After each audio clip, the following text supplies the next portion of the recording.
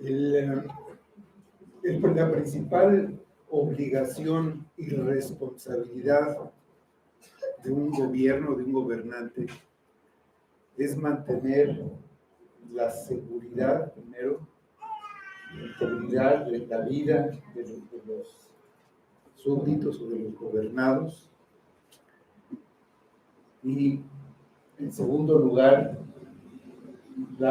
mantener y establecer la justicia.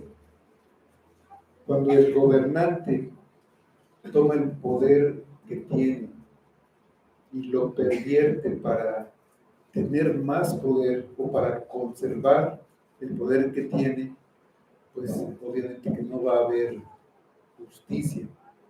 Todo el que se oponga a esa permanencia en el poder, todo lo que le quite eso que él quiere, va a ser considerado un enemigo y va a ser perseguido. Hemos estado viendo en la vida de David cómo Saúl es este gobernante que ha pervertido el poder que tiene, persigue a David, pero a pesar de todo, David sigue teniendo siempre un cuidado por parte de Dios. Y eso es lo que lo mantiene más que otra cosa. Vamos a seguir con este cuidado que viene de varias maneras. Una de ellas es con el aliento, con el ánimo que se da y la obra que Dios hace también por su cuenta. Entonces vamos a leer el capítulo 23 de Primera de Samuel. Vamos a leer primero nada más de los versículos 15 a 18. Después vamos a leer los siguientes hasta el final del capítulo. Dice así: viendo pues David que Saúl había salido en busca de su vida, se detuvo en Ores, en el desierto de Zif. Entonces se levantó Jonatán, hijo de Saúl, y vino a David a Ores, y fortaleció su mano en Dios.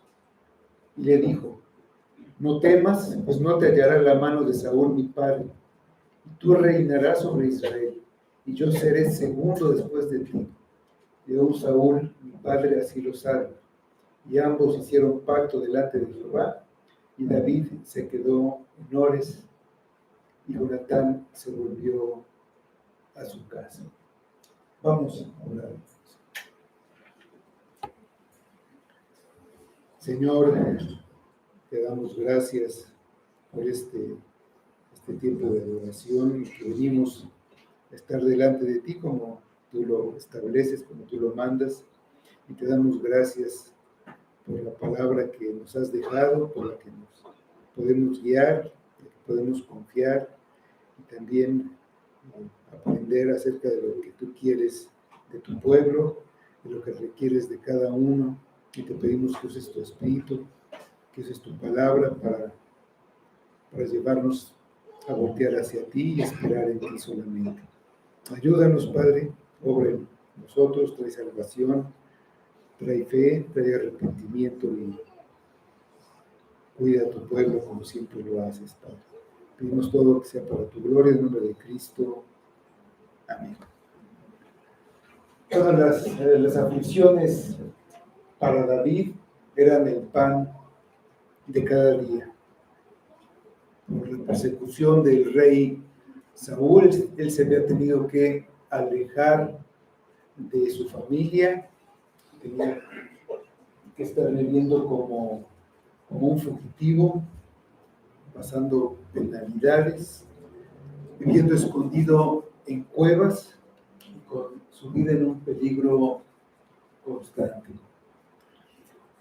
Por si fuera poco, fue traicionado por los hombres de la ciudad de Keila, una ciudad a la que había salvado de los filisteos que la habían rodeado, la habían sitiado y estaban robando los granos que eran producto de la cosecha de un año de trabajo. Estos habitantes de la ciudad, en lugar de estar agradecidos con Saúl, lo entregarían al rey si él se los pedía. David consultó a Dios y lo supo. También el rey se enteró de que David estaba encerrado en esta ciudad, una ciudad amurallada, y que no podía ir a ningún lado. Convocó a todo el pueblo para ir a sitiar a esta ciudad, pero la intención era destruir a David. Entonces David, al saberlo, salió de la ciudad, fue a habitar a un monte desierto. Esta era una época de gran sufrimiento, y entre otras muchas cosas, él escribió: muchas son las aflicciones del justo. El Salmo 34, 19, que se ubica en esta época. Era verdad, vivía muchas aflicciones. Algunas estaban dentro de él, como la culpa que sentía en el corazón por la muerte de los sacerdotes, a los que mintió para escapar, y eso fue causa de que murieran. Otras eran externas, como experimentar la ingratitud de los que había librado de los invasores. Algunas aflicciones venían de los que él pensaba que debían comportarse como sus amigos. Otras venían de sus enemigos declarados. Algunas de manera más directa de la mano de Dios, y otras de una manera más remota, instrumentadas por el diablo. Esta situación no es extraordinaria para los hijos de Dios. Todos la experimentan en mayor o menor grado. El Hijo de Dios no puede esperar mucho consuelo en un mundo que tiene tanta influencia del maligno, que crucificó a aquel que vino a rescatarlos del que robaba no sus granos, no sus ganados, sino su alma. Un hijo de Dios debe tomar conciencia de que pasa por este mundo como un extranjero y peregrino, y su anhelo es salir de ahí para estar con Cristo, lo que es muchísimo mejor. Sin embargo, es natural aferrarse con fuerza a esta vida y amar las cosas temporales y de los sentidos, porque somos carne. Por eso la mayoría del pueblo de Dios se ha encontrado con muchos golpes y ha tenido muchas desilusiones antes de que se ha llevado a relegar a un segundo lugar las cosas terrenales que no satisfacen su alma. Por otro lado, más bien es difícil encontrar alguna aflicción por la que no haya pasado David. A lo largo de su vida fue puesto en casi todas las situaciones en las que un creyente puede ser puesto. Y esto hace que estudiar su vida sea de un interés práctico para nosotros, porque en algunas de nuestras situaciones nos vamos a ver reflejados en David. Todo esto le proporcionó a él experiencias en las cuales él pudo clamar a Dios. Él escribió tantos salmos que a través de la historia han servido a los creyentes para expresar sus propios sentimientos a Dios, los sentimientos profundos de su alma.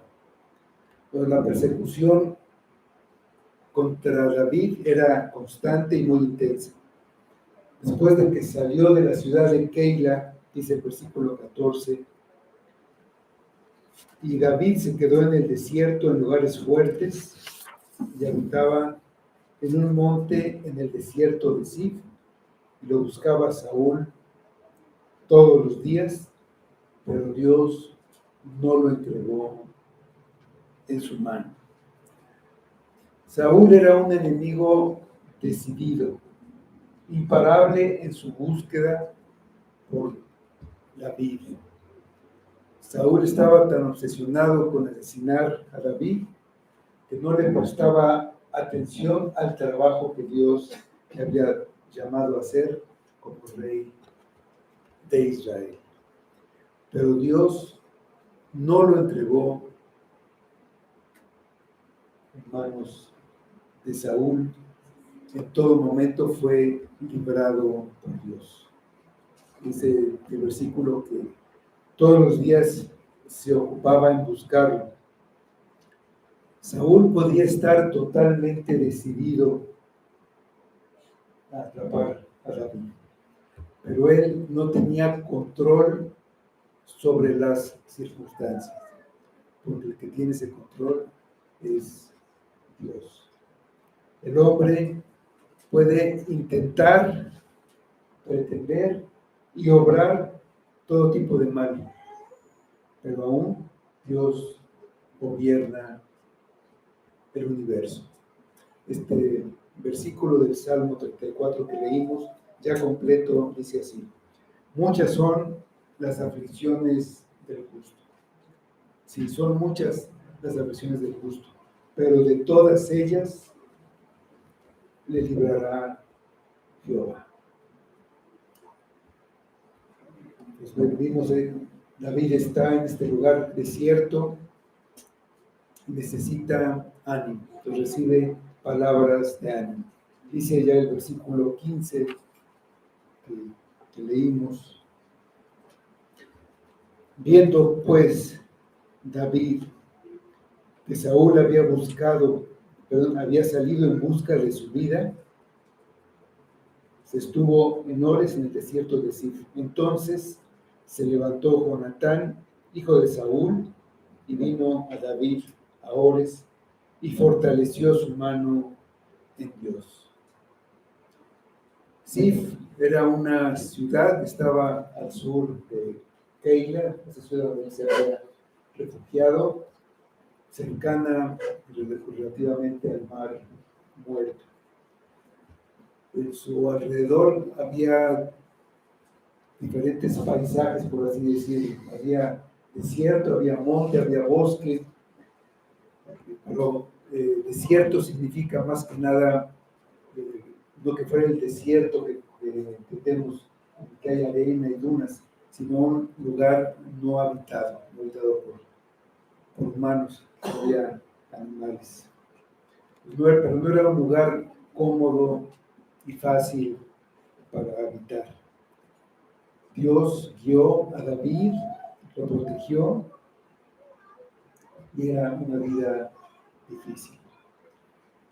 Este tiempo, este momento es esencial de la obra de Dios para la vida de David.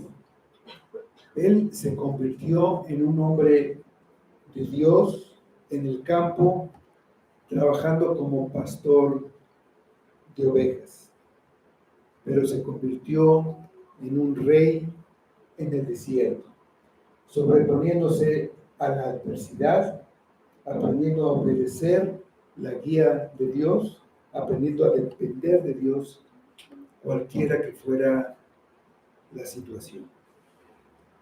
Pues Saúl, como vimos, no pudo encontrar a David, pero Jonatán sí. Una vez más, su amigo se puso en riesgo para ayudar. Seguramente él estaba en contacto con algunos de los hombres de David, quizá por medio de algún mensajero, de algún hombre de confianza. Sabía dónde estaba David y lo pudo encontrar. Sabía de su estado de ánimo, de su condición. Sabía que estaba abrumado por el dolor y desánimo. Y tal vez incluso estaba empezando a darse por vencido. Pues fue a este lugar a encontrarse con él. David había estado en Keila, una ciudad protegida, amurallada, una fortaleza, pero no había refugio ahí para él. Él encuentra su refugio, su fortaleza en la palabra y en el ánimo que le da su gran amigo Jonatán. Dice que él vino a fortalecer su mano en Dios. Pues Jonatán, de hecho, fortaleció a David. Quiere decir que más bien animó a David. Yo estaba desanimado, ese fortalece es ánimo.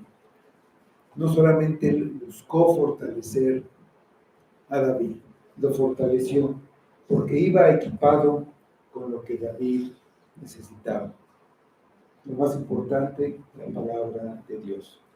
Cuando Jonatán llegó, David estaba triste, desanimado, desconcertado.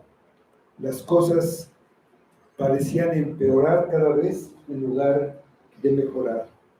Ahora estaba viviendo en este lugar fuera de la ciudad.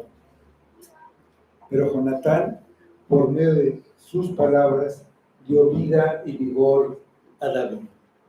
Él fue con la intención de animar a David y lo hizo. La palabra de ánimo que trajo Jonatán durante este tiempo difícil de sufrimiento, de desánimo, de dolor, era la palabra de Dios. Jonatán habló de conformidad con la palabra de Dios revelada, lo que él ya sabía que Dios había dicho, principalmente por medio del profeta Samuel. Él reafirmó las promesas de Dios a David y el alma desesperada de David se convirtió en un alma con esperanza, con fuerza, con seguridad. Jonatán cuidadosamente quitó las nubes de tristeza y expuso la luz de gracia de Dios para que David pudiera encontrar refrigerio y ánimo en Dios. En cierto sentido, Dios fue el que llevó a David reafirmando sus promesas por medio de Jonatán, su vaso escogido para esta tarea.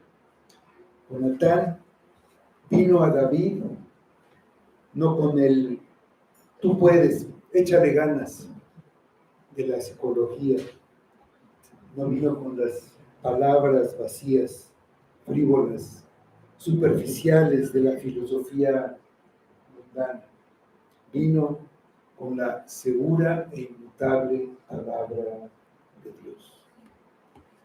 Esa es la palabra que permanece para siempre, a través de las pruebas del tiempo, mientras todo se desvanece y cae. Dice la primera epístola de Pedro, capítulo 1, 24 y 25.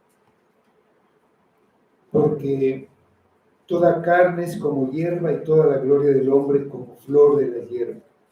La hierba se seca y la flor se cae. Mas la palabra del Señor permanece para siempre. Y esta es la palabra que por el Evangelio os ha sido anunciada. Pues Jonatán les recordó a David las garantías específicas que David tenía en la palabra de Dios. Estas garantías eran una roca sólida, promesas que no cambian con el tiempo o con las circunstancias. Además, contaba con él. Jonatán lo apoyaba incondicionalmente. dice el versículo 17, y le dijo, no temas, pues no te hallará la mano de Saúl mi padre, y tú reinarás sobre Israel. Y yo seré segundo después de ti, y aún Saúl mi padre lo sabe. Y ambos hicieron pacto delante de Jehová, y David se quedó en Ores, y Jonatán se volvió a su casa. Entonces lo que hizo Jonatán fue asegurarle que la mano de Saúl, que Saúl no lo encontraría. David tenía que estar constantemente mirando hacia atrás, listo para correr por su vida continuamente, para ir al siguiente lugar, un lugar relativamente seguro, que le iba a servir pues, por poco tiempo. Saúl seguiría buscándolo, nunca se detendría, a donde quiera que fuera, volvería a ir a buscarlo. Pues David pensaba que no podía escaparse para siempre, que tarde o temprano Saúl lo atraparía, lo mataría. Pues Jonatán tranquilizó a David. Le dijo que no lo encontraría Saúl. Dios, en su soberanía, era el que protegía a David todo el tiempo. Es fácil olvidarnos de la invisible mano de Dios durante las pruebas, porque lo que viene contra nosotros lo vemos con nuestros ojos y lo oímos claramente con nuestros oídos.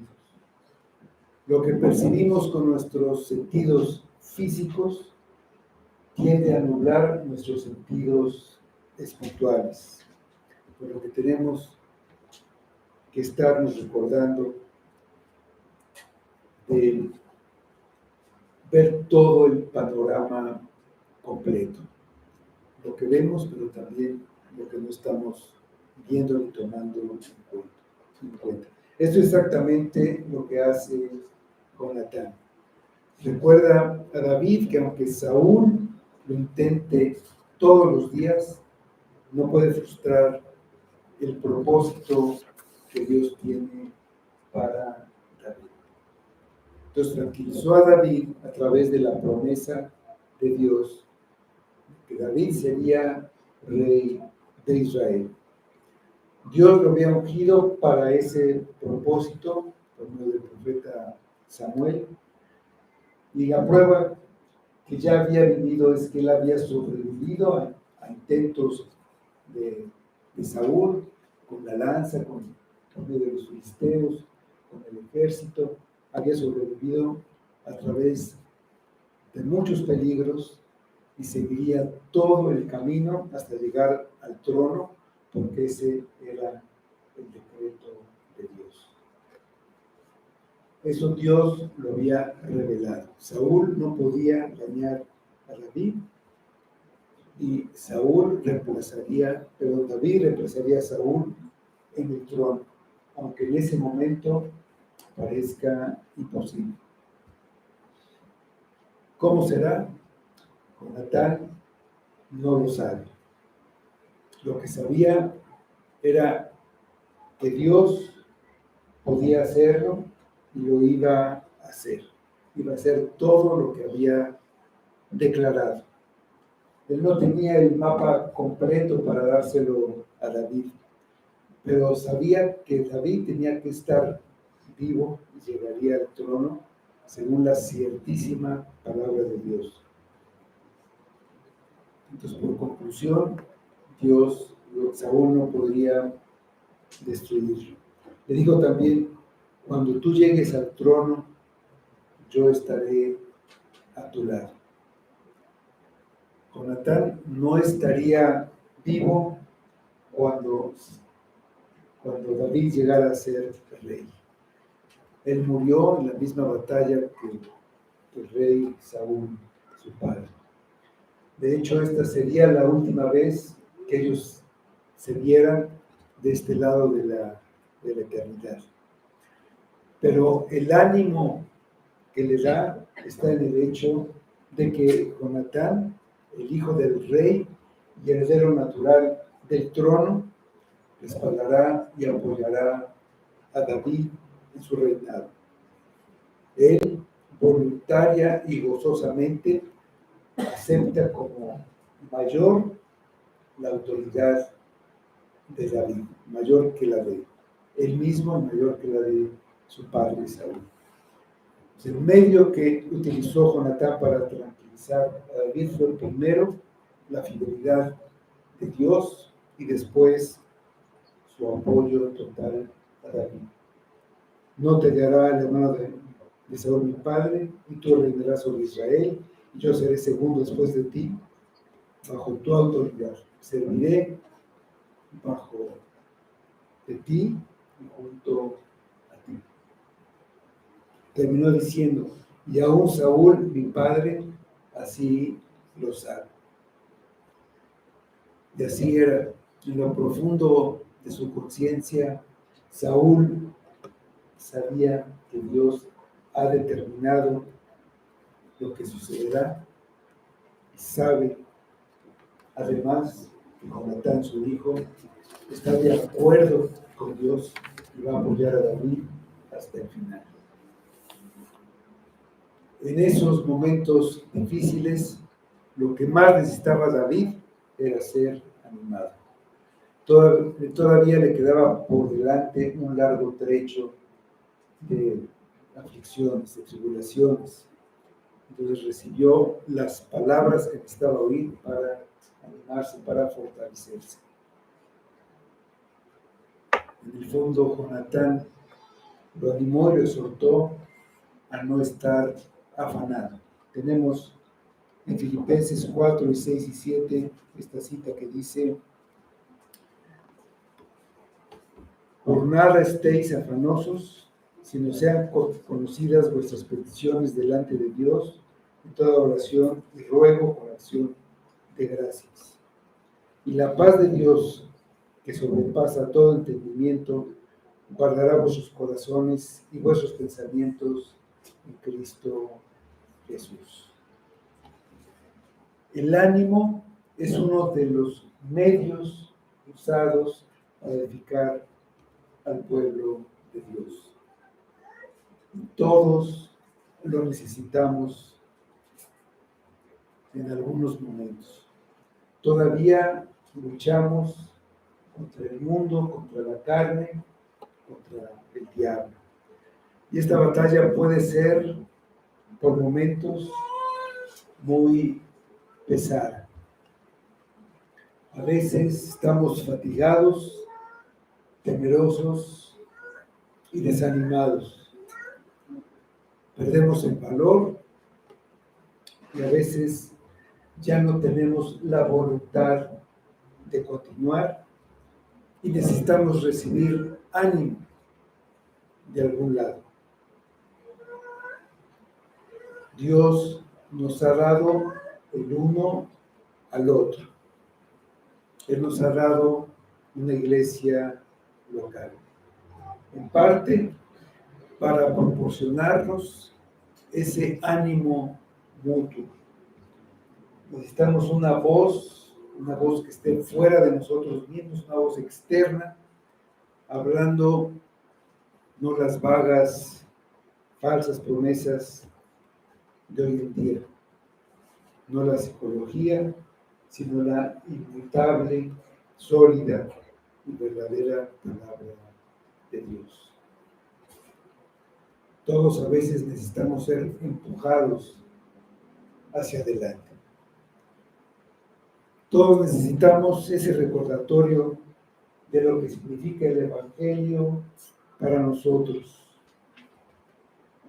Necesitamos recordar quiénes somos en Cristo. Recordar el soberano, inmutable amor y cuidado de Dios por nosotros. Ese cuidado que tiene por su pueblo en Cristo. Todos nosotros necesitamos escuchar la voz amorosa del razonamiento que viene del Espíritu Santo por medio de nuestros hermanos. Cuando nuestras mentes están nubladas a través de diversas pruebas. Al igual que David, nuestro corazón está débil y cansado bajo los golpes que nos están moldeando a la imagen de Cristo. Ánimo es algo a lo que estamos llamados a dar. Dice Hebreos 3, 13 y 14. Antes, exhortaos los unos a los otros cada día, entre tanto que se dice hoy, para que ninguno de vosotros se endurezca por el engaño del pecado, porque somos hechos participantes de Cristo, con tal que retengamos firme hasta el fin nuestra confianza del principio. Y muchas veces perdemos esa confianza, y muchas veces la perdemos precisamente por el pecado. Todos nosotros necesitamos recibir ánimo y podemos dar. Nunca sobra el ánimo en la iglesia, nunca es demasiado. Siempre hay alguien necesitado de ser animado. Muchas veces el que está al lado, a nuestro lado, está sangrando de dolor, está lleno de tristeza y dificultades todos los días y ni lo sabemos. Cuando animamos y fortalecemos a nuestro hermano herido, estamos actuando más como Cristo. David y Jonatán ya habían hecho un pacto de amor, un pacto de amistad. Y eso incluía este ánimo que Jonatán le estaba dando a David. Así que ahora hicieron pacto, lo confirmaron. Renovar o confirmar un pacto no invalida el pacto anterior, más bien lo refuerza, lo trae al presente recordando. Como iglesia, estamos nosotros en una relación de pacto entre nosotros y lo recordamos. Recordamos las promesas que hicimos y eso nos anima y nos conforta. Hacer recordar ese pacto a David era una manera en que Dios le estaba mostrando el cuidado que tenía por él. Jonatán se fue a su casa y la vida sigue para David. Hay unos delatores que lo delatan. Dice el versículo 19 y siguiente, dice: después subieron los de Zif para decirle a Saúl en Cabo: ¿no está David escondido en nuestra tierra, en las peñas de Ores, en el collado de Aquila, que está al sur del desierto? Por tanto, rey, desciende pronto ahora, conforme a tu deseo, y nosotros lo entregaremos en la mano del rey. Y Saúl dijo: bendito seáis vosotros de Jehová, que habéis tenido compasión de mí.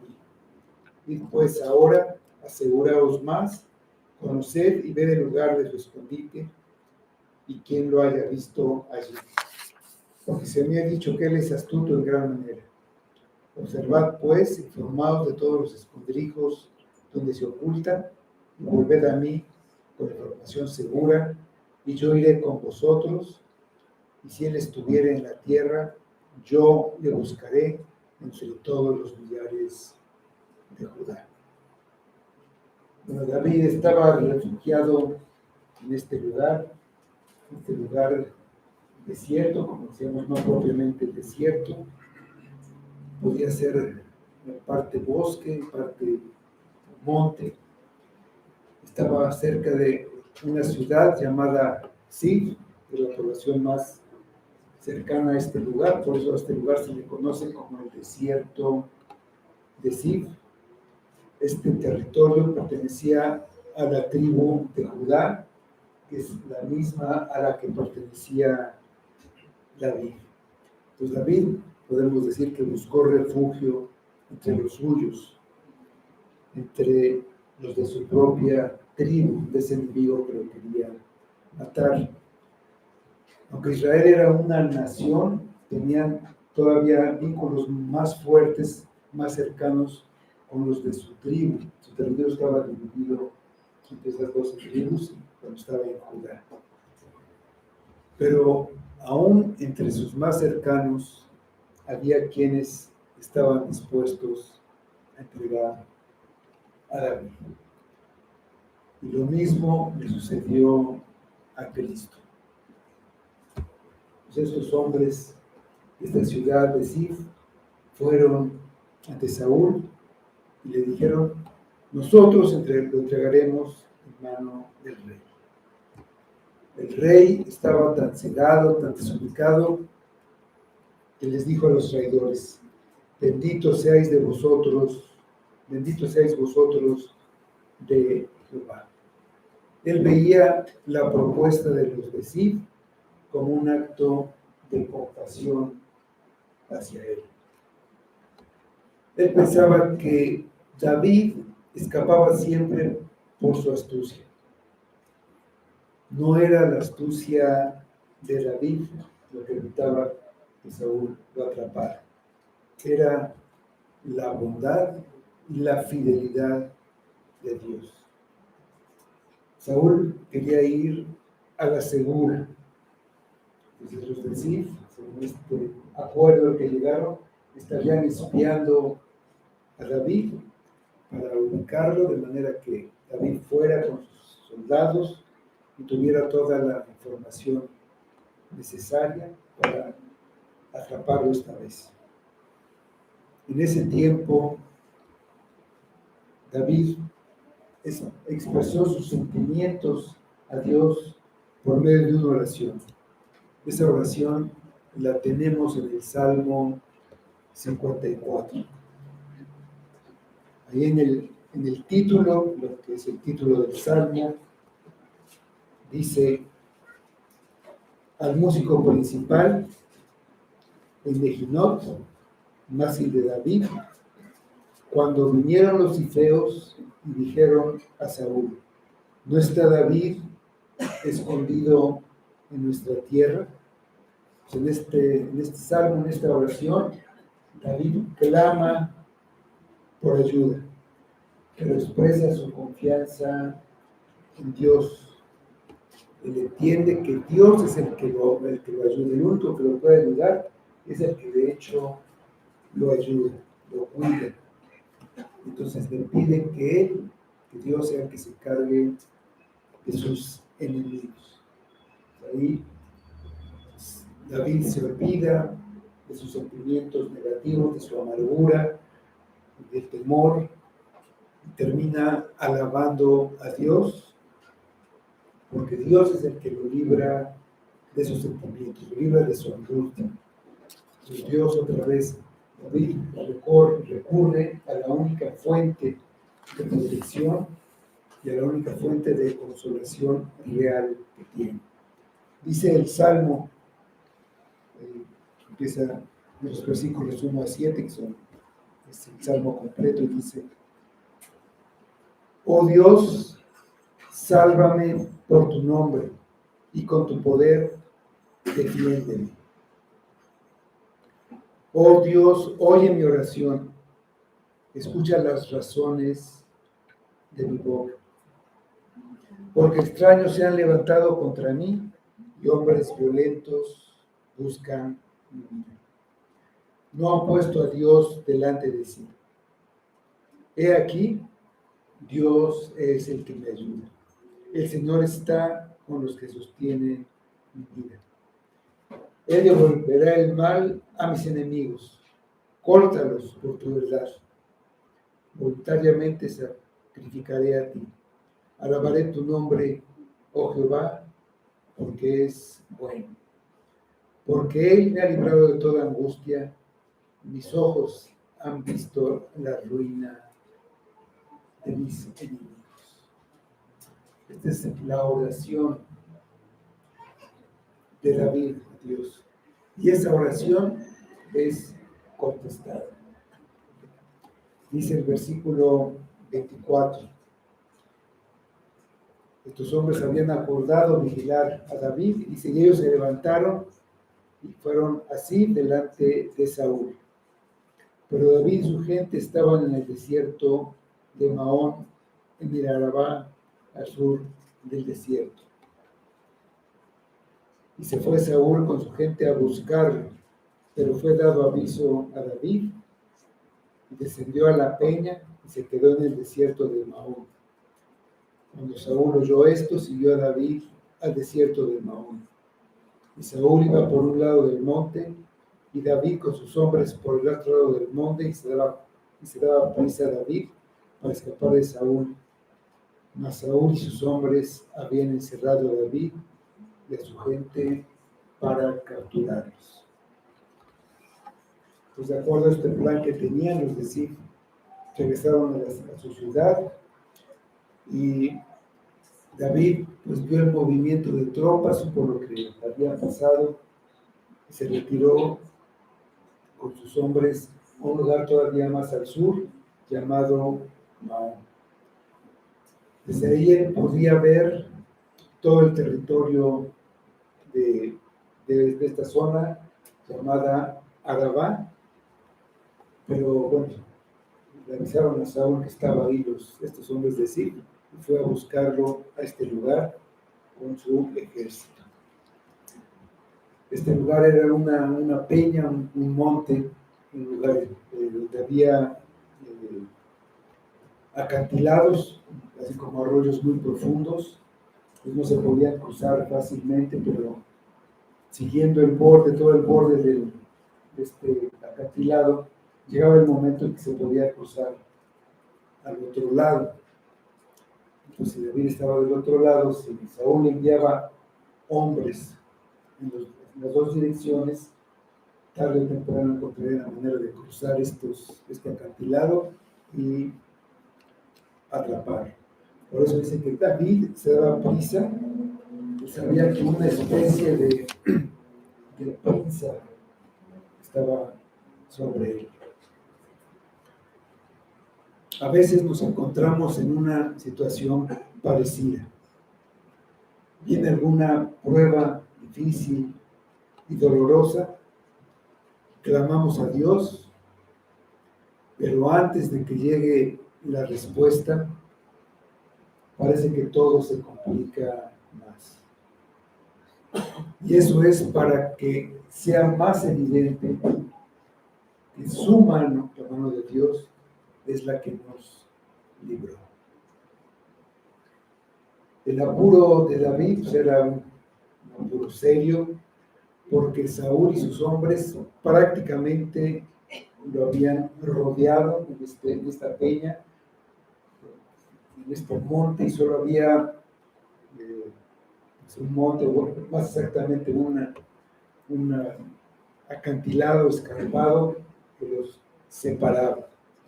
Pero los hombres de Saúl venían por todos lados. Escapar parecía bastante improbable, lo superaban en número, y rodeados pues, era prácticamente imposible seguir huyendo. Parecía que el objetivo de Saúl finalmente estaba a punto de lograrse. Para David y sus hombres ya no había esperanza. Y dice el versículo 27. Entonces vino un mensajero a Saúl diciendo: ven luego, porque los filisteos han hecho una irrupción en el país. Volvió por tanto Saúl de perseguir a David y partió contra los filisteos. Por esta causa pusieron a aquel lugar por nombre Sela Hama Lecot. Entonces David subió de allí y habitó en los lugares fuertes de Gali. La oración de David fue contestada. No era buena suerte, es la soberanía de Dios usando su providencia. De manera irónica, los enemigos de Dios, los enemigos de David, finalmente, los filisteos se convirtieron en el instrumento de Dios para salvar al hombre de Dios que estaba en peligro. Ese mismo hombre que hacía muy poco los había derrotado, les había causado una gran derrota cuando ellos atacaban a la ciudad de Keila, ahora es salvado indirectamente por los filisteos, sin que ellos lo supieran y mucho menos lo quisieran, pero ellos atacaron a Israel. Este ataque al pueblo, a una parte del territorio, obligó a Saúl a dejar de perseguir a David para atender lo que se convirtió en ese momento en una emergencia. No hay casualidades. Los filisteos atacaron el territorio de Israel en un momento exacto, no antes ni después. Y el mensajero llegó precisamente cuando Saúl y sus hombres tenían encerrado a David, estaban a punto de capturarlo. Dios estaba cuidando a su siervo, y era el decreto de Dios que él sería rey y nada ni nadie lo iba a impedir. Dice Isaías 14:27. Porque Jehová de los ejércitos lo ha determinado. ¿Y quién lo impedirá? Y su mano extendida, ¿quién hará retroceder? Lo que Dios ha determinado ha de ser. No hay manera de que eso no suceda. Dios ha determinado que el pueblo que le dio a Cristo, pase lo que pase, estará con Él en la eternidad. Podrán perder la salud, podrán perder sus bienes, podrán perder a sus amigos, podrán perder hasta su vida, pero ya tienen la vida eterna. Y esa vida no la puede perder. Dice el Evangelio de Juan, capítulo 6, versículos 39 y 40. Y esta es la voluntad del Padre, el que me envió, que de todo lo que me diere, no pierda yo nada, sino que lo resucite en el día postrero. Y esta es la voluntad del que me ha enviado, que todo aquel que vea al Hijo y cree en Él, tenga vida eterna, y yo le resucitaré en el día postrero.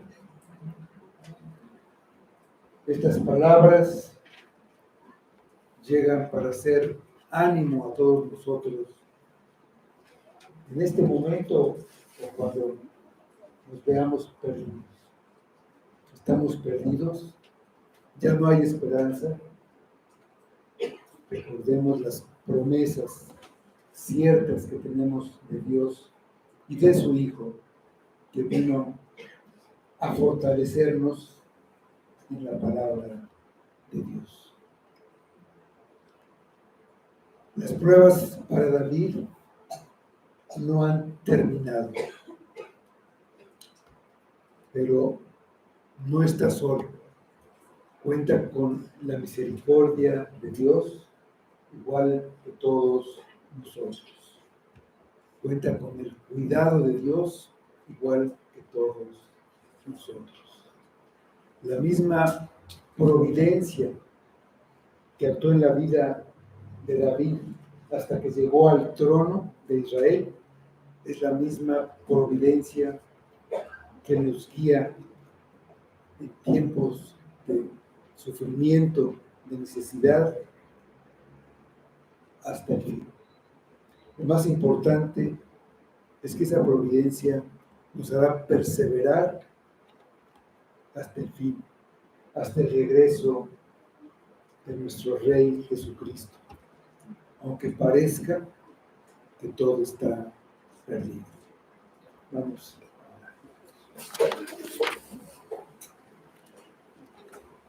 Señor Dios y Padre, a veces necesitamos ánimo. Nos olvidamos de que estamos en un mundo que te aborrece, un mundo que aborrece al pueblo de Dios, y a veces lo único que queremos es disfrutar de ese mundo. No hay nada que disfrutar ahí, Padre. Es un mundo que nos quiere atrapar, nos quiere destruir. Y lo único que contamos es con tu providencia, con tu misericordia, con tu gracia y con esa obra de Cristo. Porque tú nos diste a Cristo, somos de Cristo, pertenecemos a Cristo. Ayúdanos, Padre, anímanos con tu evangelio, con tu palabra, que ahí encontremos el consuelo que necesitamos. Obra en todos nosotros, cambiando nuestra manera de pensar y nuestra manera de vivir, alejándonos del pecado, Padre, que es lo único que nos aleja de ti. Obra en nosotros, los que no te conocen de una manera salvadora, Padre. Obra en tu pueblo y que todo sea para tu gloria, lo pedimos en nombre de Cristo. Amén.